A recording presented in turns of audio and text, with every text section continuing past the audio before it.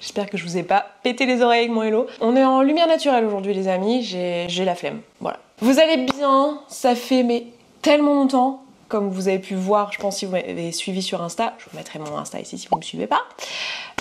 J'ai fait un gros tournage et la vidéo que je m'apprête à filmer maintenant, en fait je l'ai déjà tournée. J'ai effacé les plans. Mais ça me saoule parce que cette vidéo je l'aimais bien. Donc bah c'est pas grave, on va la refilmer. Et en plus de ça, j'ai pas des masses de temps. J'ai à peu près 20 minutes devant moi. Et la première fois que j'avais filmé, j'avais quand même tourné 40 minutes je crois. Alors le truc un peu chiant, c'est que dans la première version de cette vidéo, c'était la première que je filmais juste après avoir posté la vidéo où je vous parle de mon dogpile et où je craque dedans. Donc je vous la remettrai là si vous l'avez pas vue, mais j'imagine que vous l'avez vu passer. Et je vous disais dedans, bah ça va être beaucoup moins naturel quand on le dit la deuxième fois, et surtout c'était beaucoup plus à vif que maintenant, parce que maintenant ça fait un petit moment qu'elle a été postée. Mais j'ai vraiment été ultra surprise par la réponse hyper positive que j'ai reçue. Ça m'a grave touchée en fait de me rendre compte à quel point j'ai une communauté ouverte d'esprit, mais à un niveau d'acceptation de l'autre que je trouve dingue, et ça m'a tellement fait du bien. Enfin, vous savez, il y a beaucoup de gens qui disent que leur communauté est ouf, etc. Moi, vous m'avez séché en fait, vraiment, vraiment sincèrement. Et voilà, je le pose là. Bref, aujourd'hui, je vous parle du fait d'être transfuge de classe. Qu'est-ce que ça veut dire être transfuge de classe? Moi, il y a encore quelques mois en arrière, je connaissais pas ce mot. C'est quand on a changé de classe sociale au cours de notre vie. Donc, typiquement, dans mon cas, je suis née dans une classe... Alors, je sais même pas quelle classe c'est, je pense que c'est... Est-ce que c'est classe moyenne? Mais je suis même pas sûre. Je pense que c'est en dessous de la classe moyenne, puisque moi j'ai grandi en HLM.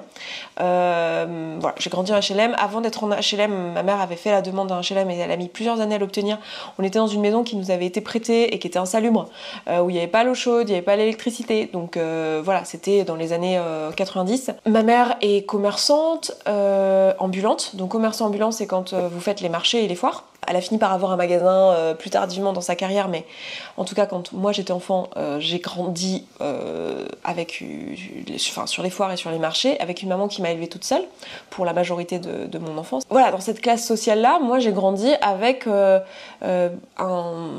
bagage culturel, si vous voulez, qui est assez bas. Vous le savez, j'ai grandi en plus dans un groupement religieux qui s'appelle les Témoins de Jéhovah, qui a en plus tendance à du coup couper du reste du monde et donc de la culture que je pouvais obtenir grâce à l'école, grâce peut-être aux amis de la famille ou à d'autres pans en fait, d'autres points d'entrée en fait que mes parents directement. Mais en plus ma mère de base, je l'ai jamais vue lire un roman classique, encore moins. J'ai jamais pris de cours de piano, de trucs comme ça. Alors je sais qu'il y a beaucoup de gens dans la classe moyenne bien sûr qui n'ont pas eu ça non plus. Voilà, moi j'ai des souvenirs, enfin faut voir qu'étant petite, ma mère était vraiment dans une pauvreté. Elle m'a jamais dit, même encore aujourd'hui, elle m'a jamais dit, mais je sais qu'on n'était pas imposable par exemple, et qu'en France on est imposable très vite en fait. Donc je sais qu'elle n'était pas imposable parce que c'est un truc que j'ai retenu, parce que quand j'étais adolescente, sa situation financière s'est un petit peu améliorée et elle a commencé à payer des impôts, et je me souviens qu'elle en avait, enfin c'était tout un truc quoi. Et moi je pensais, enfin pour moi c'était bizarre parce que pour moi les gens qui payaient des impôts c'était des gens riches quoi. Alors que bah non, c'est les gens de la classe moyenne payent des impôts. Et donc c'est drôle en fait de se rendre compte de cette éducation-là. Moi j'ai fait des colos grâce à la mairie de ma ville. Le seul truc extrascolaire que j'ai fait, c'était de la GRS au sein de mon collège. Enfin, vous voyez, ce genre de choses. J'ai des souvenirs de ma mère qui a des tickets resto qui ont été donnés par une assistante sociale et avec lesquels on va faire les courses. Je pense comme tous les enfants qui viennent de familles un peu défavorisées ou avec moins de moyens, les parents se débrouillent toujours pour que les enfants manquent de rien et que ça soit pas transparent, parce que ça peut pas être transparent. Je voyais bien que j'étais pas au même niveau de vie que d'autres personnes. Voilà le niveau de vie duquel je pars. Les gens riches en fait sont des gens qui se la coulent douce pendant que nous on travaille pour payer leurs vacances en gros. Enfin c'est vraiment l'éducation que j'ai eue autour de l'argent. Donc c'est assez intéressant de savoir que je pars avec ce bagage là. Et en fait j'ai fait des études mais presque par hasard. Moi j'ai fait un bac S parce que j'étais intéressée par les sciences, et c'est assez intéressant parce que je me suis fait la réflexion que les personnes qui changent de classe, En fait, dans ce sens-là, donc ils vont d'une classe moyenne basse à une classe favorisée, une classe de riche, bourgeoise, parce que c'est ce dont on parle aujourd'hui. Aujourd'hui, je dois être dans les 10% de Français les plus riches, je pense. Quand on fait un changement de classe, en général, ça peut se faire par l'éducation, par l'école. Et je dis encore, même si l'école est censée faire que tout le monde a les mêmes chances, en fait c'est pas le cas. Moi je me souviens très bien qu'à l'école on m'a présenté ce qu'était une classe préparatoire aux grandes écoles, une prépa pour pouvoir y aller, etc. Je sais que mes profs m'ont dit ah bah toi ça pourrait être bien que tu y ailles parce que j'avais des notes qui me permettaient d'y aller. Et c'est quand je suis allée à l'université que j'ai vu des personnes venir de classe prépa que j'ai réalisé que c'était un truc en fait, que c'était un big deal finalement les classes prépa, que c'était un truc de élitiste, etc. Donc même si j'ai l'égalité des chances dans le sens où effectivement à l'école on m'a présenté les classes prépa, en fait j'ai pas du tout l'égalité des chances parce que ma mère les classes prépa elle savait pas, enfin j'ai des enfants dont les parents étaient médecins ou ont fait eux-mêmes des classes prépa, ils sont eux-mêmes ingénieurs par exemple, et ben ils le voyaient beaucoup plus, enfin je veux dire ces enfants là, ces ados là mettaient plus de réflexion sur faire une classe prépa ou non. Vous voyez, enfin, on part pas avec les mêmes chances en fait. Et ce que j'ai remarqué, c'est que les personnes qui sont transfuges comme moi l'ont souvent fait par le biais des sciences en fait. C'est assez intéressant, mais alors c'est mon interprétation à moi, mais j'ai l'impression que c'est beaucoup plus difficile de changer de classe sociale par le biais des lettres et de la littérature, parce qu'en fait il y a beaucoup de choses, donc l'art, la littérature, toutes ces choses-là, j'ai l'impression que c'est beaucoup de la culture qui s'acquiert dès l'enfance, parce qu'on a des parents qui nous ont fait lire des choses, qui nous ont parlé de poèmes, qui nous ont emmenés dans des musées, qui ont fait tous ces trucs-là. Moi j'avais jamais fait de musée de ma vie, enfin je veux dire, c'est les seuls musées que j'ai fait dans ma vie, c'est l'école en fait qui m'y emmenait. J'avais jamais fait ça de ma vie. Donc en fait, et les théâtres pareil, j'ai compris en seconde que les théâtres existaient vraiment, que c'était un vrai truc, c'était pas un truc genre de avant quoi, à l'époque de Shakespeare, enfin que c'était un vrai truc qui existait en France aujourd'hui, enfin, et je l'ai appris en seconde. Ah ben voilà. Coucou, je vais faire pipi et après j'ai fait la liste de ce qu'il faut qu'on prenne. Bon bah les amis, on va en atelier. Donc je sais pas si je vais pas peut-être emmener le matos et finir cette vidéo là où je serai. Donc je vous laisse là parce qu'on doit y aller et puis je vous reprends juste après.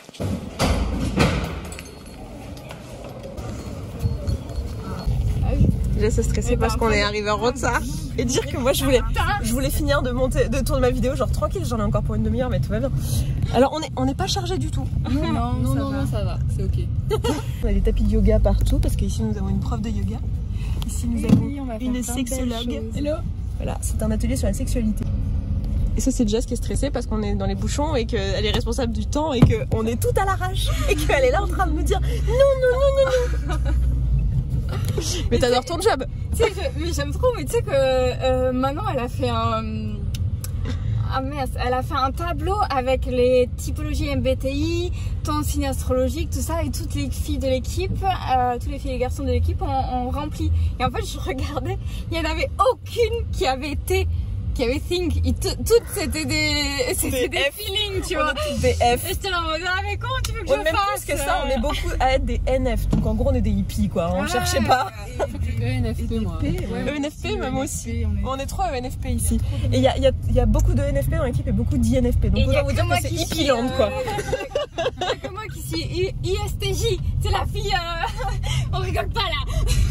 Mais heureusement qu'elle est Jess parce qu'on n'aurait jamais les clés, on n'aurait jamais tout, on serait jamais à l'heure. Enfin voilà. Et il est cool ce plan. Je te vois derrière la coudoir de tête.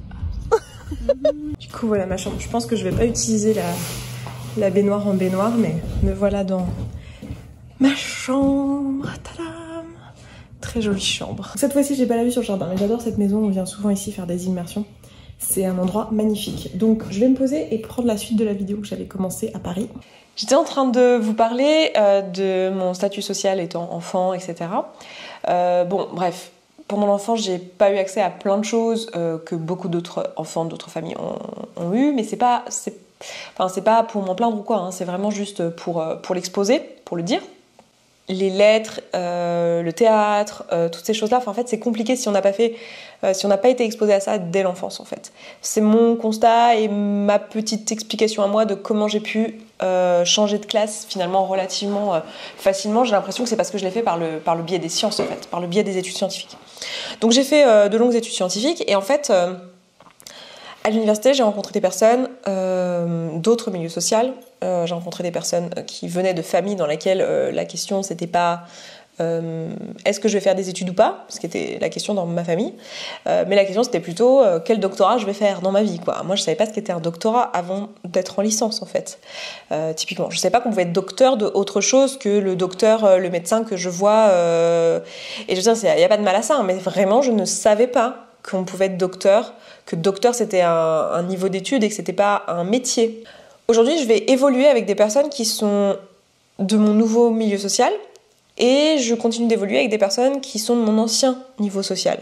Et en fait, la raison pour laquelle je fais cette vidéo aujourd'hui, c'est parce que j'ai envie de partager ce que c'est de faire ça, et aussi peut-être démystifier un petit peu le côté ah bah mon histoire en fait, si c'est pas moi qui la raconte, ça peut assez vite être raconté comme ah bah voilà, quand on veut, on peut regarder cette petite, elle venait de tel milieu social et maintenant, à l'âge adulte, elle est dans tel niveau social, donc ça montre bien qu'avec du travail, on arrive à tout, etc. Et en fait, j'ai envie de moi prendre la parole là-dessus et de démentir ça parce que je pense que c'est pas aussi simple que ça. Je pense qu'il y a une part de manœuvre qu'on peut avoir qui est liée à nos choix personnels, où effectivement il y a une part de ça, mais en fait c'est surtout et beaucoup est-ce que j'ai su que j'avais ces choix. Genre typiquement j'ai pas fait le choix d'aller en classe prépa, mais pas parce que je pouvais pas y aller, mais juste parce que je ne savais pas que j'avais ce choix, et je savais pas que ce choix était important, personne m'a aiguillé dans ce choix. Aujourd'hui j'ai pas du tout de regret de pas être allée en classe prépa, hein, c'est pas le sujet, c'est juste que je donne cet exemple parce que je le trouve très représentatif. Je trouve que c'est un exemple typiquement si tu viens pas d'une famille un peu aisée, moi dans les milieux populaires franchement la classe prépa ça nous passe au-dessus, moi ma mère elle savait pas ce que c'était qu'être ingénieur en fait, et c'est ok quoi, c'est juste pas le même monde en fait. Donc il y a des questions que tu te poses pas, et que donc tu as des choix que sur le papier tu les as, c'est-à-dire que personne m'a empêché de par ma classe sociale d'aller en classe prépa, bien sûr que non, personne m'a jamais dit c'est pas accessible pour toi, mais juste je ne l'ai pas considéré comme une possibilité. Et c'est le cas de toutes les discriminations qui existent, de toutes les non-égalités de chance, de toutes les oppressions systémiques, de toutes ces situations-là. C'est le cas dans la problématique plus globale de les femmes sont moins payées que les hommes, ou les femmes sont globalement dans des postes à moins de responsabilité que les hommes. Pourquoi ? Parce que c'est toute la sociabilisation. C'est pas que on les empêche, genre avec une loi ou avec quelque chose de concret, de gravir les échelons ou de faire certains choix professionnels. C'est juste que par manque d'exemple, elles ne savent même pas que c'est possible pour elles savent pas que c'est accessible. Et ben moi, dans mon histoire, j'ai vraiment cette impression-là, enfin c'est même pas qu'une impression, c'est quelque chose, là j'invente rien, là je vous partage mon histoire, mais je suis pas sociologue et je pense pas être la meilleure personne pour parler de ces choses-là, donc je vous laisserai vous informer sur le sujet, etc. Mais c'est des choses qui sont connues, quoi. Je veux dire, c'est pas un truc que j'invente là à l'échelle de cette vidéo. On sait que votre classe sociale c'est quelque chose qui est systémique et quelque chose qui est pas, tu peux pas t'en extraire comme ça par des choix personnels. Et qu'est-ce qui fait que moi du coup j'ai pu gravir ces échelons sociaux, si on veut? Pourquoi je l'ai fait? C'est pas juste parce que j'ai du mérite et parce que je suis brillante ou je ne sais quoi, ce qui est pas le cas d'ailleurs, dans tous les cas. C'est parce que j'ai eu des espèces de plots qui se sont calés tout au long de mon histoire et tout au long de mon parcours, où j'ai pu saisir certaines opportunités, certaines choses qui, mises bout à bout, m'ont permis de me frayer ce chemin-là. Et je trouve que personnellement, vous le savez, un de mes métiers aujourd'hui c'est d'être coach. Je suis coach de vie et je trouve que ce que le coaching peut apporter, c'est la capacité à reconnaître ses plots et à les utiliser, ces plots, sur le chemin. Mais c'est pas de créer des plots si les plots sont pas là en fait. Et moi dans mon cas par exemple, ma mère certes elle a un niveau social bas, mais elle est à son compte. Donc la notion de tu peux créer toi-même ton argent, créer toi-même ta liberté, c'est quelque chose que j'ai appris étant enfant. Et que j'ai pu m'approprier. Ça paraissait pas être un truc sorti de nulle part que de devenir entrepreneuse, en fait. C'était pas un truc inaccessible. Ma grand-mère, c'était la même chose. Elle était aussi en profession libérale, sachant que dans les années, quand on est né en 1917 et qu'on est une femme, c'est pas la même être en profession libérale. Donc autant vous dire que du sang un peu féministe de femme qui te dit débrouille-toi toute seule, fais ta propre vie, sois indépendante, etc. C'est des informations que j'ai eues et c'est des discours que j'ai entendus. Et en fait, ce que je remarque, c'est que quels que soient les non-privilèges que tu as et les privilèges que tu as, en fait, ce qui fait que tu peux te frayer un chemin, c'est si tu tables sur les privilèges que tu as et sur tu mises en fait sur les choses, sur ce que j'appelle les plots en fait, les trucs qui font que ça peut te faire te frayer un chemin et tu t'affranchis de un peu, pas totalement, mais un peu des manquements que tu as de par ton statut social ou de par toute autre forme de discrimination. Parce que là, je vous parle de discrimination sociale et de diversité de niveau social, parce que c'est le sujet de la vidéo, mais ça pourrait être le cas, enfin je suis pas racisée moi personnellement, mais pour les personnes qui le sont, c'est la même chose, c'est-à-dire que les personnes qui le sont et qui réussissent socialement à avoir des postes à responsabilité, à être très connues, à gagner beaucoup d'argent, toutes ces choses-là, c'est parce qu'elles ont misé sur d'autres plots en fait, parce qu'elles partaient avec quelque chose qui était défavorisant, comme leur couleur de peau, mais elles ont misé sur d'autres plots. Et là où ça devient compliqué, c'est si t'as pas de plot en fait, si tu cumules des désavantages, que tu viens d'une famille pauvre, que tu es racisée, que je sais pas, tu es lesbienne par exemple, que tu es handicapée, que, enfin, voilà, c'est le cumul. Et en fait, je crois que ce que le coaching peut permettre, et ce que moi en tout cas il m'a permis dans ma vie, c'est d'aller tabler sur là où j'ai de la chance en fait, sur les trucs sur lesquels j'ai de la chance. Et j'ai clairement de la chance sur le fait que j'ai une mère qui m'a toujours montré que c'était possible d'être indépendante, de se frayer un chemin, de se débrouiller. J'ai appris la débrouillardise très jeune en fait. Donc je pense que l'une des raisons pour lesquelles j'ai pu faire ce changement de classe, c'est ça. Une autre raison, c'est le fait de l'avoir fait, comme je vous le disais, par le biais des sciences. J'ai l'impression que c'est plus facile par le biais des sciences. Vous vous doutez bien que les gens que j'ai rencontrés pendant ma thèse, c'était des gens, grosso modo, il n'y en a quasiment aucun qui venait de mon niveau social. Ils avaient tous fait des prépas, ils avaient tous, s'ils n'avaient pas fait de prépa, ils avaient fait la fac, mais ils étaient peut-être rentrés à l'ENS en candidat libre. Enfin, c'était toutes des personnes qui ont des parents avocats, médecins, ingénieurs, voilà. Et je veux dire, ça serait fou de juste occulter ça et de dire mais non, c'est que des gens qui méritent. Mais c'est pas qu'ils méritent pas, c'est pas qu'ils ont pas bien travaillé pour être là. Bien sûr qu'ils ont bien travaillé pour être là, mais c'est juste que c'est pas juste une question de travail en fait. C'est aussi une question de chance. Et ça veut pas dire qu'il n'y a pas des personnes comme moi qui peuvent se frayer un chemin et se faire une place, mais c'est pas simple en fait. Il y a un film que j'aime beaucoup comme ça qui s'appelle, j'aurais oublié le titre mais je vais vous le retrouver et le mettre ici, qui est à propos de la classe c'est un film français, donc si vous l'avez pas vu vraiment allez le voir, j'ai adoré ce film, qui est à propos de la première année de médecine. Je crois que ça s'appelle première année d'ailleurs, peut-être, c'est peut-être ça. Première année de médecine où on voit quelqu'un qui a grandi dans la médecine parce que son père est médecin, etc., pour qui passer le concours c'est facile, pour qui c'est évident, qui travaille bien sûr, mais qui trouve que c'est facile, et une autre personne qui vient pas du tout de ce milieu social-là, et qui galère, qui a déjà raté une première fois, pour qui c'est super important de réussir, qui adorerait faire ce métier-là, qui est à fond, et qui en chie. Et en fait, ce qu'on voit pendant le film, en fait, on pourrait croire que c'est un film à propos d'une amitié, vu la fin, je vous dis pas le dénouement si vous avez envie de le regarder, mais on pourrait croire que c'est un film à propos d'une amitié. On pourrait aussi croire que c'est un film à propos de la difficulté de la première année de médecine. On pourrait croire aussi que c'est un film à propos de se faire tout seul. Mais en fait, pour moi, c'est surtout un film, et je pense pour le réalisateur aussi, c'est surtout un film à propos de combien ta classe sociale de base détermine si oui ou non tu vas réussir dans un ou dans un autre domaine en fait. Et combien en fait c'était si important d'avoir les codes. C'est-à-dire que la différence entre l'étudiant qui n'a pas besoin de tant travailler mais qui réussit et celui qui trime et qui rate, c'est une question de code. Et même dans la façon dont il s'intègre avec les autres gens de la promo, il y a un truc dans l'apprentissage qui est non visible en fait. Et je crois que cette vidéo elle est surtout à propos de ça, à propos de cet apprentissage qui est non visible. Pour avoir changé de classe, je le vois à quel point il y a des tas de choses qui me ramènent à ma condition initiale en fait. Il y a énormément de choses qui sont acquises, qui ne sont pas des choses d'un apprentissage volontaire en fait. Et c'est ça que j'ai envie de dire aussi dans cette vidéo, c'est que c'est pas juste une histoire d'apprentissage volontaire. Oui, il y a des actions qui sont volontaires, oui, à des moments j'ai pu je sais pas, faire des choix, oui évidemment, j'ai travaillé pendant mes études, je me suis battue, j'ai fait plein de petits boulots, j'ai été serveuse, j'ai distribué le journal à la sortie du métro à 6h le matin, j'étais Lyon Plus, le plus du matin, oui j'ai fait tous ces boulots là, j'ai fait Oasis, je donnais des petites canettes de Oasis fruits à choisir, j'étais en roller en mur, déguisée en mascotte de mur, oui j'ai fait des petits boulots comme ça, et oui j'ai aidé ma mère sur les marchés, j'ai fait plein de choses, et on pourrait dire, oui, tu l'as bien mérité, t'as pas démérité, etc. Mais c'était quand même plus une difficulté que, ne serait-ce que mes potes directs de la fac, qui, eux, avaient des parents qui leur payaient leur appart et qui leur disaient, non, surtout, travaille pas l'été, maximise sur tes études, etc., etc. On partait pas avec les mêmes chances. Et donc, on pourrait se dire, je me suis faite toute seule, mais non, en fait, pas tant que ça, parce que j'ai aussi eu ma mère qui m'a dit que faire de l'argent c'était facile, qu'il suffisait de travailler, que tu pouvais entreprendre, que tu pouvais être pushy. J'ai grandi sur les marchés, les gars, en fait. J'ai passé mon temps à parler fort. J'ai grandi au sein de Témoins de Jéhovah, j'ai passé mon temps à aller toquer à des portes. Les samedis matins, j'avais 10 ans, je toquais à des portes, je me prenais du rejet dans la figure.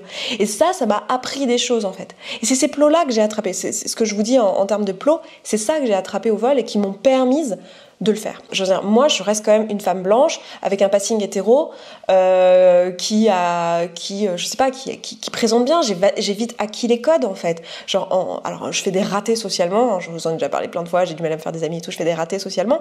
Mais en fait, je peux jouer le jeu. Je peux réussir à me fondre, à faire le caméléon, etc. Et d'ailleurs, à propos de faire le caméléon, en fait, ce qui est fou, c'est que quand t'es transfuge, en fait, tu te rends compte que t'es un peu les deux à la fois. Je me sens un peu des deux cultures, en fait. Je me sens pauvre et riche en même temps. C'est-à-dire qu'il y a des moments où j'ai l'impression d'avoir des pensées et des visions du monde qui sont associées au fait que je suis née dans une famille pauvre, et certaines personnes diraient, bah, t'as juste pas oublié d'où tu viens.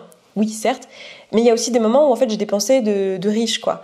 Et c'est parfois hyper complexe. J'avais vu notamment cette vidéo d'une femme qui faisait une revue d'une série que vous avez peut-être vue qui s'appelle Ginny and Georgia, ou Georgia and Ginny, je sais jamais dans quel ordre, et qui parlait de l'un des positionnements de la série où l'actrice, enfin le personnage principal est biracial, donc je sais pas comment dire en français, biracial, je sais pas si ça se dit en français, si c'est offensant de le traduire tel quel en français, mais des mixed children, donc des enfants qui sont comment on dit, métis, on dirait en français.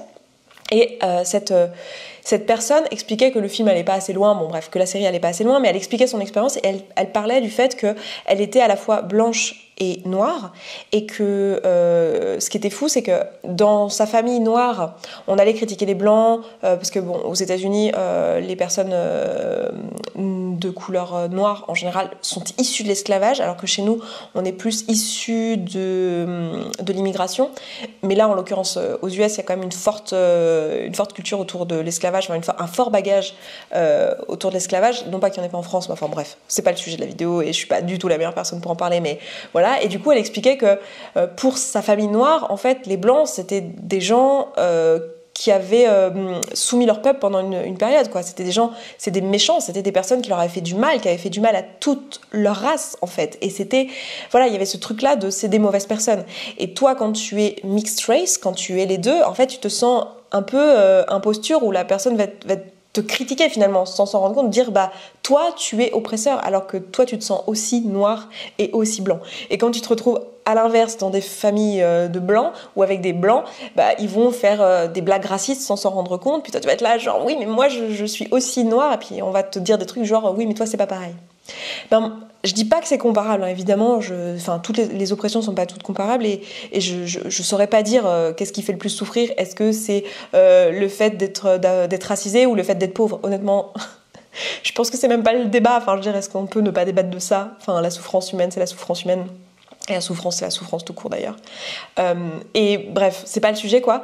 Mais le mécanisme est le même, en fait. Et c'est ça qui est intéressant, c'est que le mécanisme est le même. C'est-à-dire que moi, j'ai parfois cette sensation, genre quand j'entends des riches dire « Oh là là, tous ces pauvres qui profitent du système et qui sont RSA, et oh là là, tous ces étudiants qui en font pas une parce qu'ils ont leur bourse. » Et moi, j'étais « mais...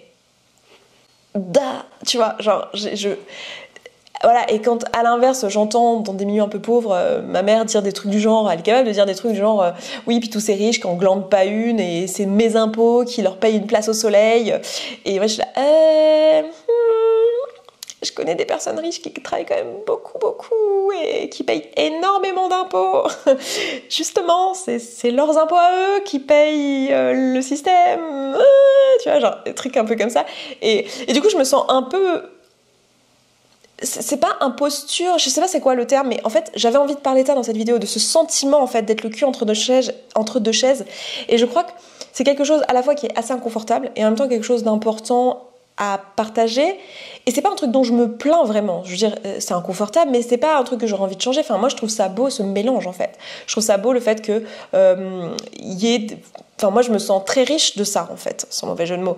Je me sens très riche de ça, d'avoir ces mélanges de cultures. J'ai l'impression que j'ai une compréhension de certaines choses accrue de par le fait que j'ai changé de classe sociale, en fait, et que j'ai eu accès à différents points de vue auxquels j'aurais probablement pas eu accès si j'étais restée dans la même classe sociale. Donc voilà pour cette vidéo, je pense que j'ai dit à peu près tout ce que je voulais dire, j'ai probablement oublié des choses, mais voilà, n'hésitez pas à partager votre expérience à vous sur ce sujet-là et à me dire un petit peu ce que vous en avez pensé. Si vous trouvez cette vidéo utile, si elle vous a appris des choses, n'hésitez pas à la partager à des personnes à qui elle vous a fait penser, à la partager autour de vous, à en faire parler, et pourquoi pas à vous abonner à cette chaîne si vous avez trouvé que ce que je dis c'est pas trop con et que vous dites tiens je resterai bien par là à écouter ce qu'elle a à dire cette nana, et puis dans ce cas bienvenue, et puis pour les autres bien revenus, et j'ai hâte de vous lire. Voilà, je vous embrasse, je vous souhaite une très belle journée et je vous dis à très vite. Ciao ciao.